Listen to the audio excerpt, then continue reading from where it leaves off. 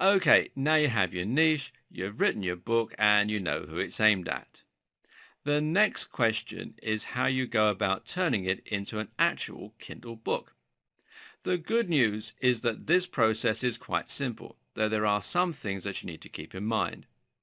You need to ensure that your book is going to conform to industry standards and that it's going to look good on Kindle and it's going to behave in the way that your audience expects it to.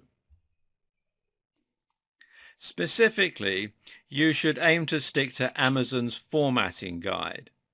If you do this, then your book is going to be designed in a manner that Amazon refers to as Kindle Format 8.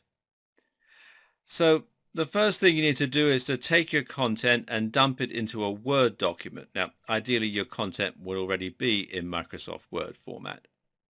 There are other ways to make a Kindle book, but this is by far the simplest and the quickest.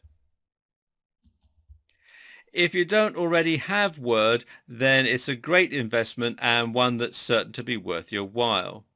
Sign up for Office 365 and you'll also get Excel and all the other tools that you associate with Office. Additionally, you'll be able to run the software on smartphones, which could come in handy if you like writing on the bus.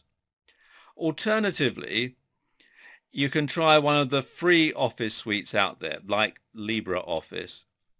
Now, these save in their own file format, but they also have the ability to save as an MS Word file. However, sometimes some of the formatting doesn't convert well, so you have to play it by ear when you use one of these.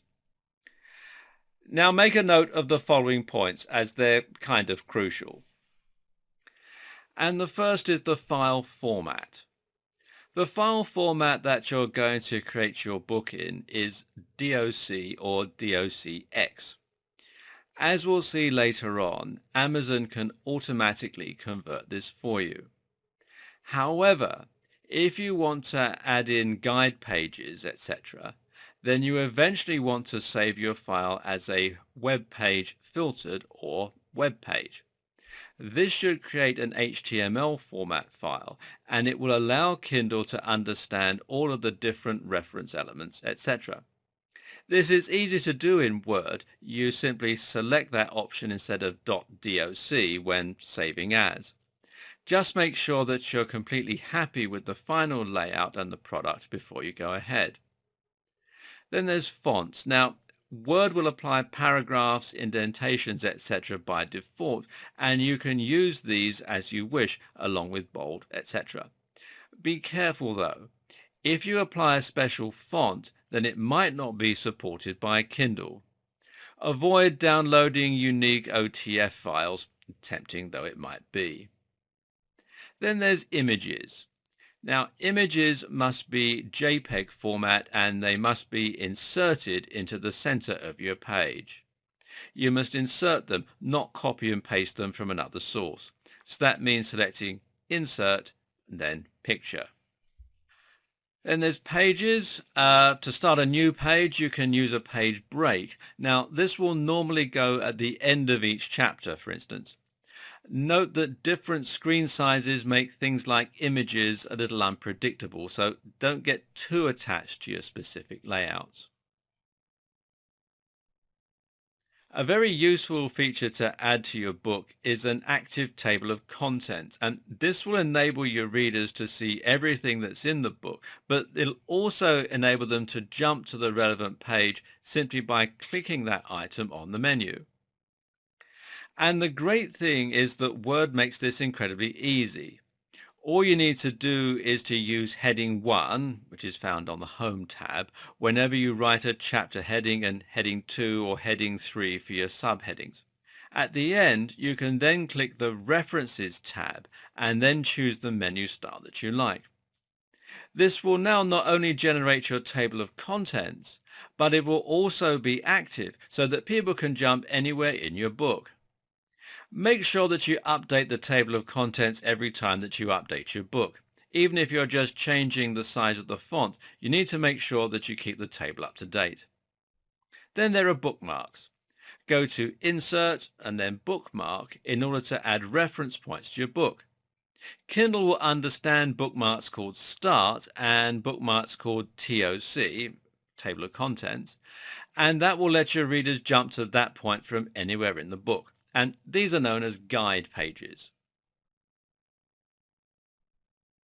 Then there are certain additional pages that you might choose to add to your book and that are fairly common to find in books that you'll download from the Kindle store.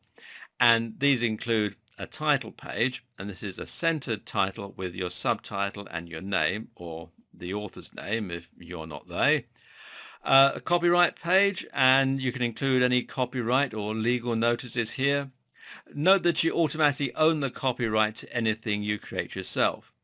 If you're commissioning the work, then you need to ensure that it is specifically stated that you will own the full copyright to the text once it's completed.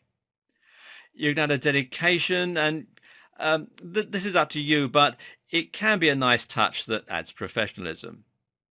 Then there's the preface, which usually goes just after your dedication.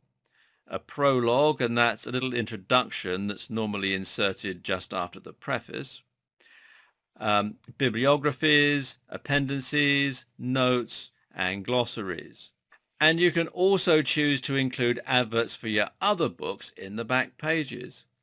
This is a particularly effective way to gain more sales for those titles, and it allows success in one area to lead to success in others. A very handy tool for those creating ebooks is the Kindle Previewer, which you can find on the Amazon.com website.